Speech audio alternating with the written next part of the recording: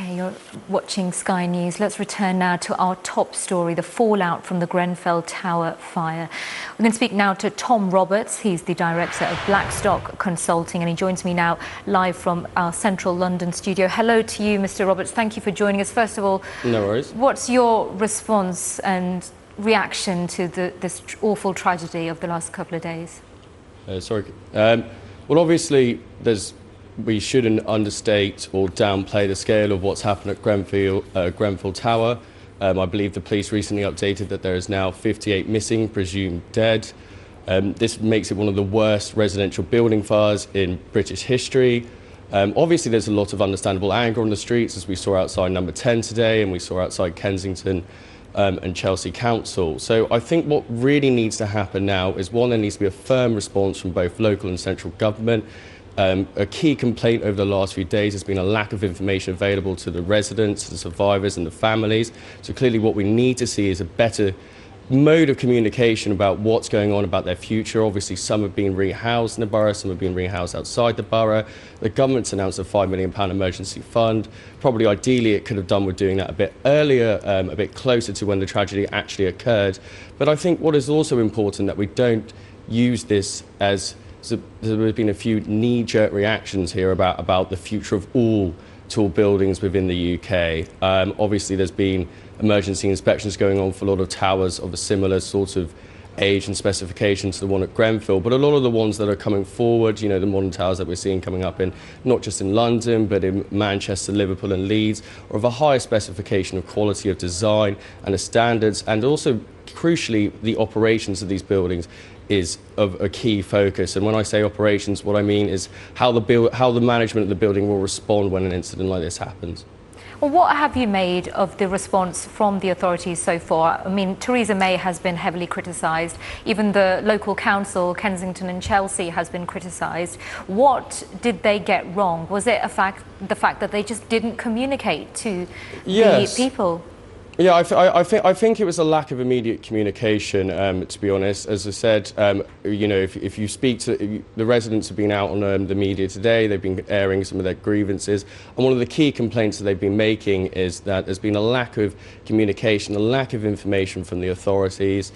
Theresa May, obviously, quite now infamously, went down to visit the site, didn't go and see any of the survivors, which, given, you know, the criticisms of her during the general election campaign that she was afraid of meeting voters, we would have thought her advisers had taken on board now and decided to rectify. But clearly there's a feeling on the street that there hasn't been enough from government at all levels. But at the same time, I don't think we should kind of caricature the response from the residents, from the survivors, as one of purely anger. There's been a fantastic community outpouring of support in terms of what's been given, and, you know, in terms of food, clothes, water that's been donated. And I think that is the one positive that we can take away from what has obviously been quite a tragic event. Yeah, I mean, you mentioned earlier that we shouldn't, you know, head towards a knee-jerk reaction, but there are a lot of people who live in these high-rise buildings who understandably will now feel anxious about their own safety. What steps can local authorities take to make sure that they are, you know, reassured that they are safe in their homes?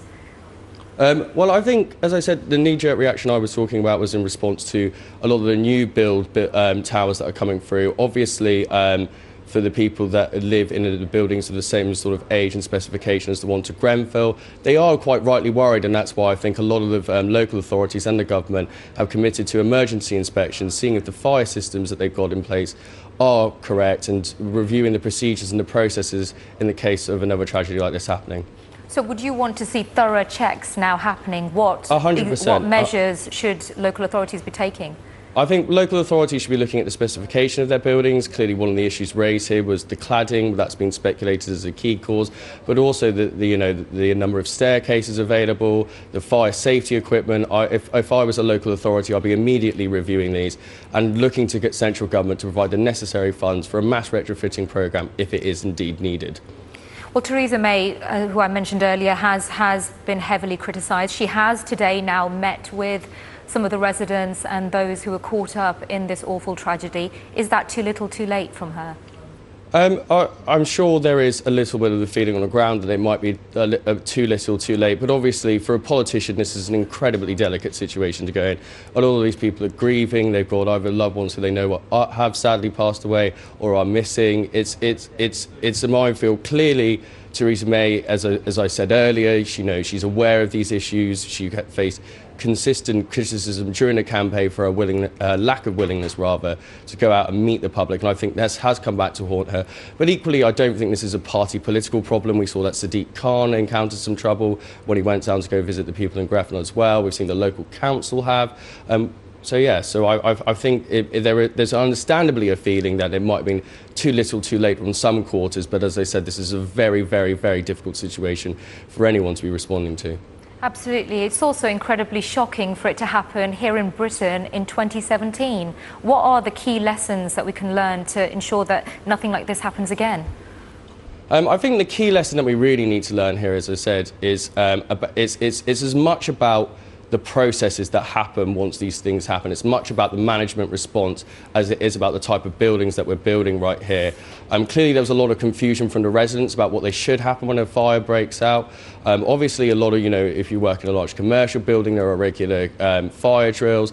But here there's a lack of, I think, standard guidance across the country about what should be happening when a fire does break out. For example, I believe in Manchester, residents of a building are advised to evacuate, whereas in London I think they were told to stay in and wait for the fire brigade to come to them, which obviously in this case was not possible.